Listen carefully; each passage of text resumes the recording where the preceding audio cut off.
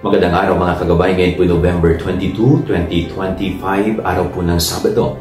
Debosyon natin sa Mahal na Birhen. Ako po si Father Marvin at ang ating ebanghelyo hango sa ebanghelyo ni San Lucas, chapter 20, verse 27 to 40.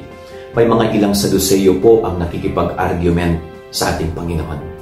Sapagkat itong mga Saduceo na ito ay hindi po naniniwala sa muling pagkabuhay.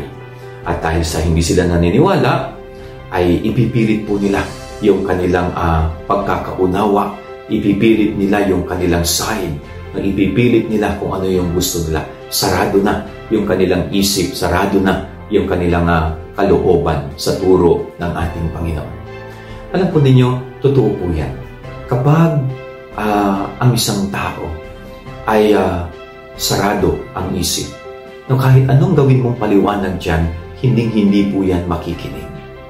Kapag ang isang tao sarado ang kalooban, kahit anong suyo mo dyan, kahit anong pakiusap mo dyan, na talagang mananatiling sarado ang kanyang kalooban. Ganyan po yung nangyari sa mga Saduceo, kaya hindi sila maniwala sa itinuturo ng Panginoon tungkol sa muling pagkabuhay. Ito po yung napakagandang paalala sa atin. Kung tayo ay tunay na mananampalataya ni Jesus, huwag natin tularan ng mga Saduceo na hindi naniwala sa Kanya.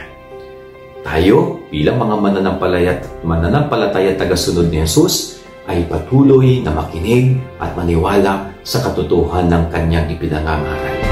Ang ating gabay-aral ng maghapon, God bless po sa inyo lahat, pagpalain kayo ng Panginoon.